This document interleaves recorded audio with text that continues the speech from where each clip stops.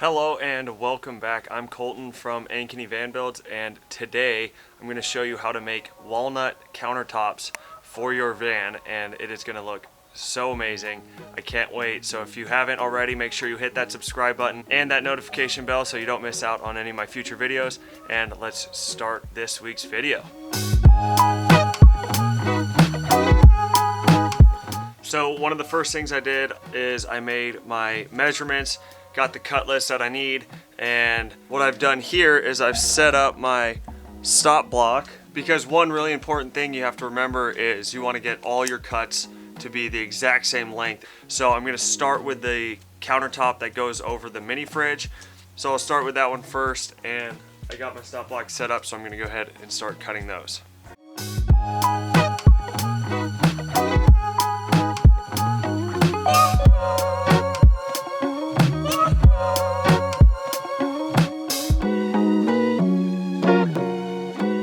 So now with all of them ripped, what I do is I line them up and I find the edges that are the straightest, that marry up the best, tops that have the best, I guess, character to them, and I find which pieces look better to kind of come up with, I guess, the design of what this countertop is going to look like. So the things I kind of look for are any knots or holes. You kind of want to put those on the bottom so that they're not visible, or any imperfections, and making sure that the edges are going to line up. So yeah, this is a pretty important step and you shouldn't overlook it, because this is ultimately what the countertop is going to look like once it's all done.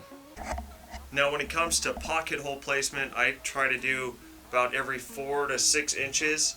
So there's a gap on this end, but no gap on this end, but it can teeter back and forth. So I know I'll probably double up the pocket hole screws on both sides. That way it holds it in nice and snug. The only thing is, when working with walnut, this stuff is very dense and it makes all of your tools super dull, so you might need to pick up a few extras of these drill bits. But other than that, let's go ahead and start drilling all these pocket holes.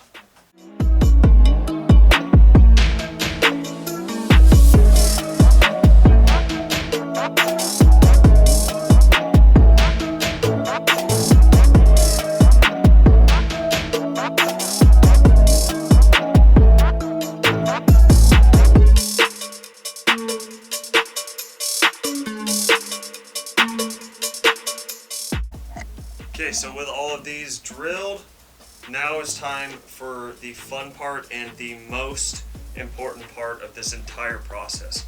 So if you look here, you can notice just naturally these boards are not perfectly straight. They all are bowed in some sort of way. Or I don't know if it's even possible to go anywhere to find any wood that isn't like this. So to make sure that all the edges are flush and all the edges are lined up, this is where a bunch of clamps come in. Essentially what I do is I try to get these boards flat on the table, as flat as I can, downward, and then I clamp them side to side so that they're not coming apart this way either. And I'll lather the edges up with some wood glue, put the pocket hole screws in while they're clamped, and then if I'm feeling confident, then I will release the clamps and hope that the screws will hold. So let's go ahead and start that process.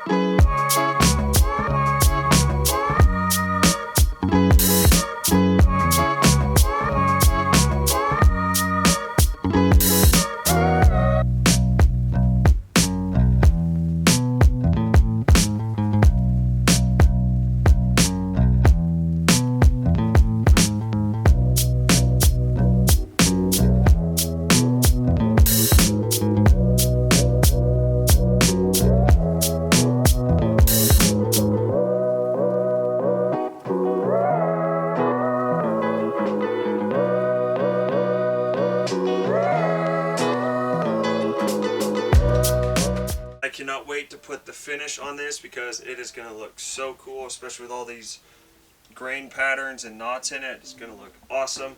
But before I do that, I'm going to go ahead and make this one for the sink. And there's really no difference in the process of how to make this one compared to the last one. So I'm not going to film any of it. I'm just going to knock it out and I'll see you guys once it's done. Okay, so the sink countertop is done. And I even made what's going to be a flip-up countertop that's going to go right here. So I have the hardware to do that. But right now what I'm going to do is, and you can see I started to do it, is I'm going to make my apron. Usually I call it an apron because this 3/4 inch is flush on the cabinet. But because of the mini fridge, I'm going to have to prop it up a little bit. So I'm actually going to do the quote-unquote apron on the bottom. So I'll do a long strip like this on the side, and then I'll cut a bunch of ingrain pieces and line them up with the edges of this walnut. That way it looks like it's just one big slab rather than just this thin 3/4 inch. So what I do is I'll find boards that are the same width. I'll cut off about a 1/2 inch to 3/4 inch. I'll attach it on, and then along the sides I run one of these long strips. So I'm going to go ahead do that for both of those and this flip up.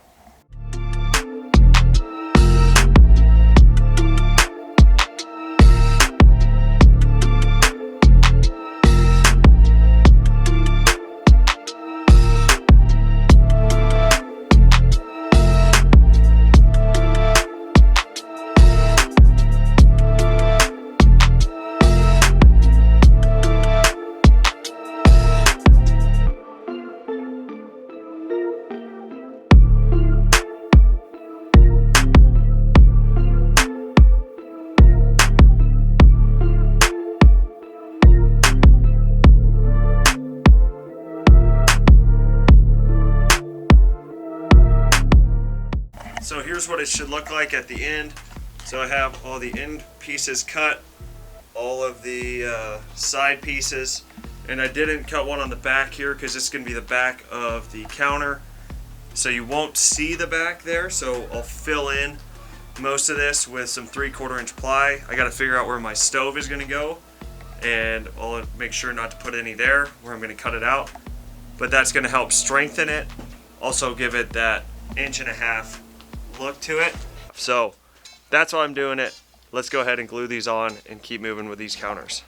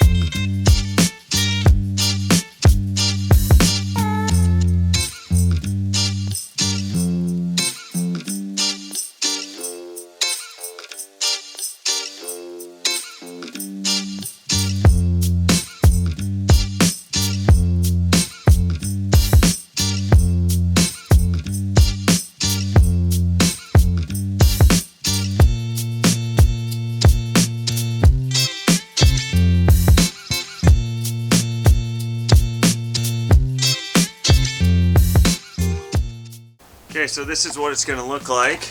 So now you can kind of see why I doubled it up. So now it looks like it's a thicker piece. And obviously I'm going to sand it all down so you're not going to see any of this wood glue. And it'll all blend in nice and smooth. But this is essentially what it's going to look like. And if you didn't notice, why I have this long overhang here is so when you spin this swivel seat around, it acts as almost like another bench or table. So between that and then this piece right here, which is going to be up like this, it's going to fold up and down. So you'll basically have two benches or two tables that you can sit at with those swivel seats, and then you'll also have that table over there. So tons of seating. Okay, welcome back. So I've already gotten started on lining up my templates. So obviously this is going to be the stove, And then on this side we have the template for the sink. Most sinks and most stoves will come with a cutout template to use. It's just important to line those up with the actual stove itself before you trust it and make sure that it is actually the correct size. One of the most important things is to make sure that you are square with the edge of the countertop and that it lines up. For this one, I wanted to center it perfectly in between this wall back here and the front. So right at 3 1/4 worked out perfectly. So line it up with the edge and it's right at 3 1/4 on both sides, just to make sure that it's square. And same deal with this, except the sink I moved it in just a little further because I wanted room for the faucet and the soap dispenser.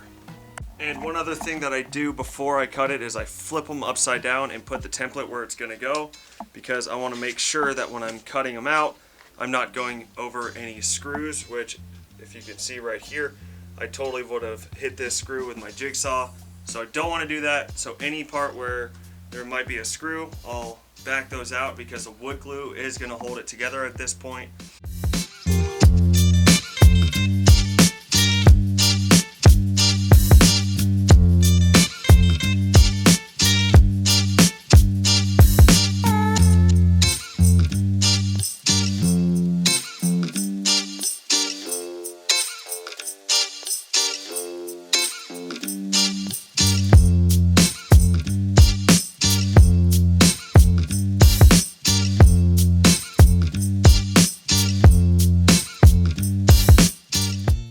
Just like that, we got a perfect fit for both the sink and the stove top.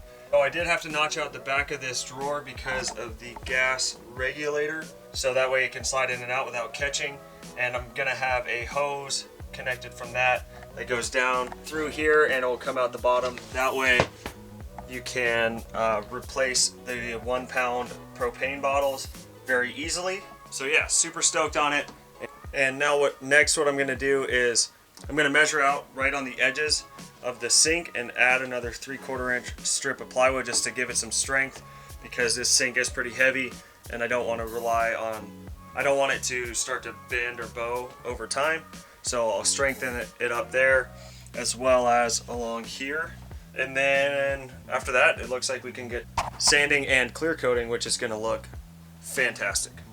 Okay, so check it out. Here's what I've done. I've added these little runners along the back and along the sides here, and I notched this out a little bit because it was getting a little too close to my stove. So now what this allows me to do is when I put the countertop on it, from underneath I can screw up into the counter, and that's what'll kind of suck it down and hold it in place. Okay, so now here comes the fun part. It's finally time to start sanding these down and putting our clear coat on it. So to sand it, I start out with a 100 grit to really grind everything down so it's all level and flush and smooth out any imperfections. And then I finish it off with a 220, all on the orbital sander. The 220 gets it super smooth. And then at the end, just on the top, I'll hand sand it down to a 320, and then we'll put the clear coat on it.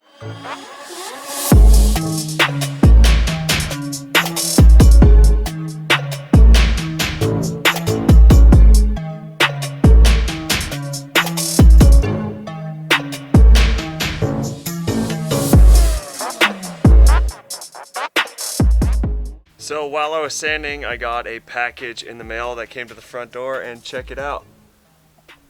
First little piece of merchandise for Ankeny Van Builds. I should have an order of t-shirts and sweatshirts coming here soon. I'll be sure to post the link, especially on my Instagram. So if you're not following that, go ahead on Instagram and follow me, and I'll let you know when these will be available if you're interested in buying some. All right, back to sanding.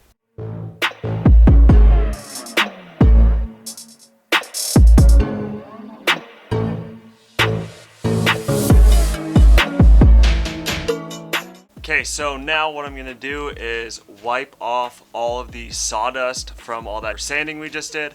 And I use these tack cloths. They're like almost a wax material. It helps get all of that sawdust off really easily. And then after that, I'm gonna put this boiled linseed oil. I'll do 2 coats of this stuff, It helps seal and protect and bring out all that natural awesome colors of the walnut. So what I'm going to do is I'm going to put it on the bottom of the countertop first, flip it over, and then put it on the top and let it soak in for about 5 to 10 minutes, wipe off all the excess, and then let it dry for over an hour or so. So let's go ahead and start that process.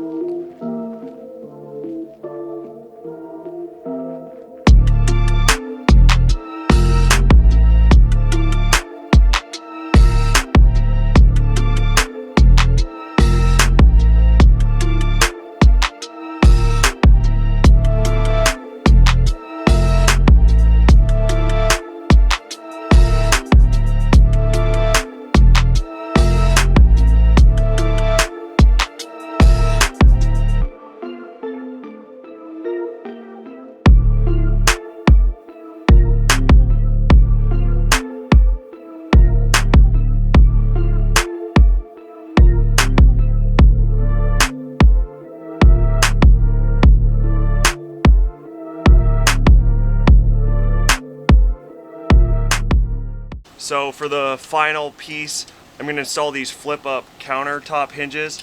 So you can see they just go on the wall. They have this 90-degree angle to them. You press a little lever and they flatten back out. So I'm going to go ahead and install these and screw in these countertops from the bottom up, and these countertops are done. And these flip-up countertops go on super easy. You just line it up to where when you're moving this up, it doesn't rub against the countertop. And when it flips up on both sides, you just line up your piece that you want to install. And then from the bottom, you screw it in up through the hinge. So this is it kind of stowed away. And then when you want to use it, you simply just lift up on it and it locks into place, which is awesome. And then when you're done, it's just got these two little levers on the bottom.